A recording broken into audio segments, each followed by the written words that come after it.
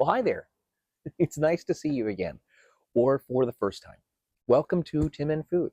I'm so excited to share this recipe with you, a recipe that goes right back to my roots, to my Greek heritage.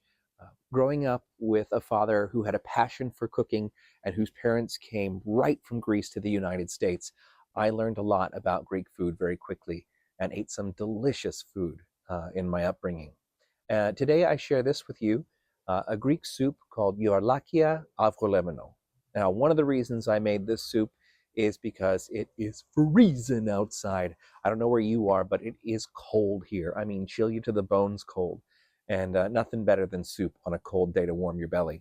Now, that said, I could eat soup any time of year. I don't know about you, but I love soup. This soup, Youvarlakia Avgolemono, or as we just called it around the house, Avgolemono, is an egg and lemon soup with meatballs in it. Now, that may sound a little strange, but I bet you've probably tasted this soup before. If you've ever been to a Greek diner or a Greek restaurant, this is almost always on the menu. Sometimes they do it a little differently. Sometimes it has bits of chicken in it. I don't know that I've ever had it out in the wild where it had meatballs in it. That's something that my family did traditionally. I hope you enjoy this recipe. Please share it with your friends and family if you do enjoy it. And thank you so much for your support of my channel and my social media exploits with Tim and Food.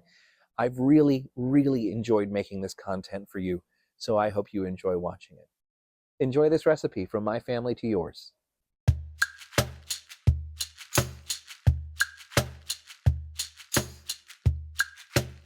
Here we go. To start, I peeled and cut 4 carrots, about a 1/4 inch thick. The trick is to keep everything roughly the same size, so that way it will cook evenly.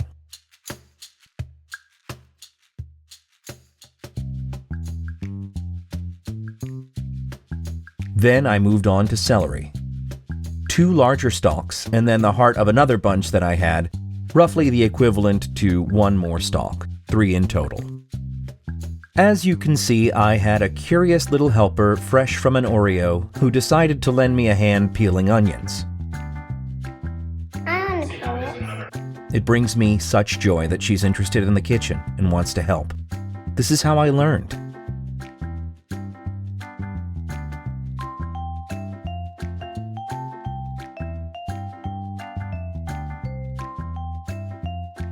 After you've had someone help you peel your onions, make 2 slices across the middle.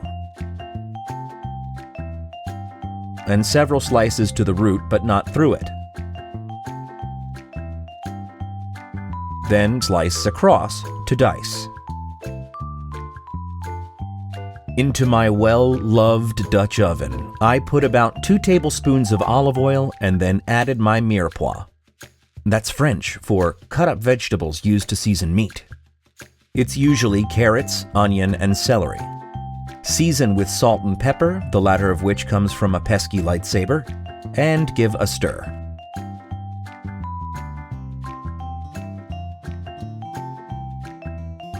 Time to get grating.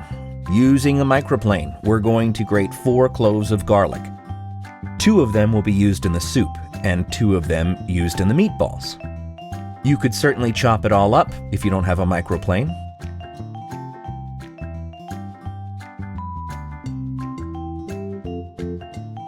I added in 2 bay leaves. Yes, during the sauté.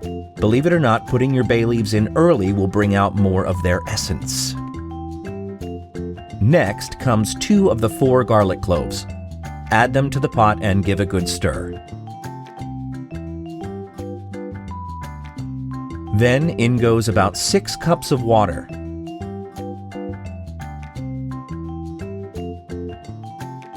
I then turned the stove up to high to bring things to a boil. If you have stock or broth already made, use that here. I don't, so I'll be using Better Than Bouillon chicken base.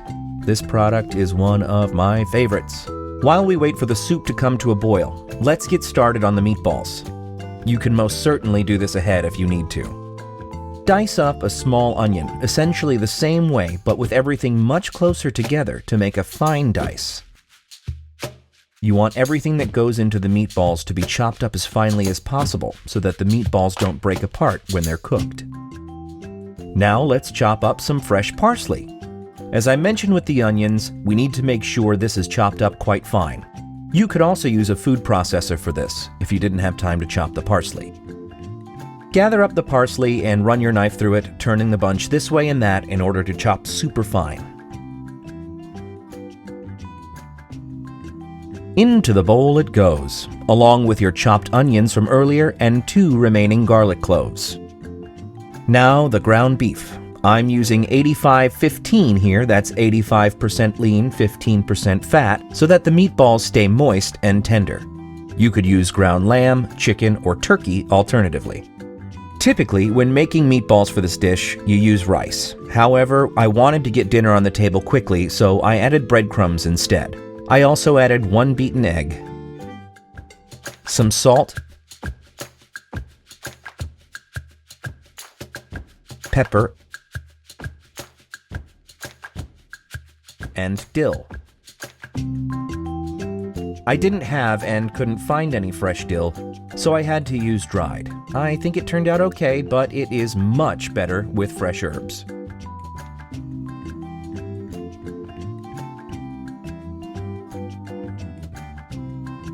Let's get ready to roll. I didn't measure the portions, but rolled out the meatballs as evenly as I could eyeball. This made 19 meatballs in total, perfect for 4 people.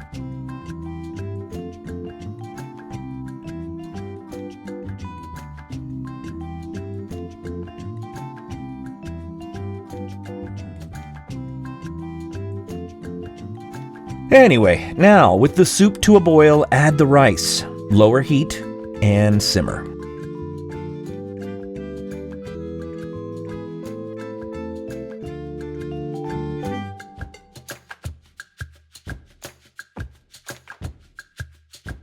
We can begin to add our meatballs one by one into different areas of the pot so as not to put all of the meatballs in one place.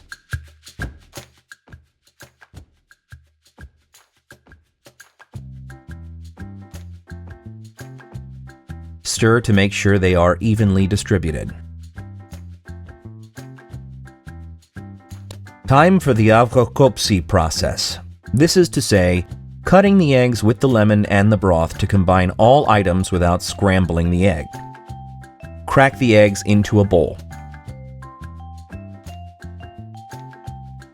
Juice 1 large lemon.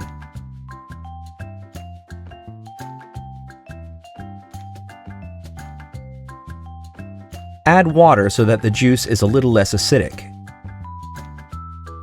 You could likely skip this process, but this is how my dad did it, so this is how I do it. Beat your eggs with a whisk till combined, and then whisk your lemon juice mixture until the eggs become frothy. You can also use an electric mixer for this step. Now that your rice is cooked, use an immersion blender to break up some of the rice. Breaking up the rice will release the starch into the soup, stabilizing it so that the egg mixture and the broth don't break. Let's get dexterous! Speaking of things my dad did, his grandmother told him to kiss the broth before adding it to the eggs, and the soup won't curdle. I've done this every time, and it never has, so it has to be true. What we're doing here is slowly bringing the egg and lemon mixture up to temperature so that the eggs don't scramble. While constantly moving the mixture, we ladle hot broth a little at a time. Eventually, the eggs will be the same temperature as the soup. If you poured the eggs directly into the hot broth, they would cook and you would end up with something like egg drop soup. This is the most important step of Avgolemono, so take your time and kiss your broth. You'll see that the bowl and the soup are both steaming hot, so we're ready to combine. Add the mixture into the pot, stirring all the while. Give a taste, and perfect. I hope you enjoyed this video. It would mean a ton to me if you would click the like button. As a new creator, it really helps. Also, subscribe to my channel to see more of my content. Ring the bell so you don't miss anything new. Leave a comment to tell me what you'd like to see me cook next. And follow me on all of your favorite social media platforms. See you real soon!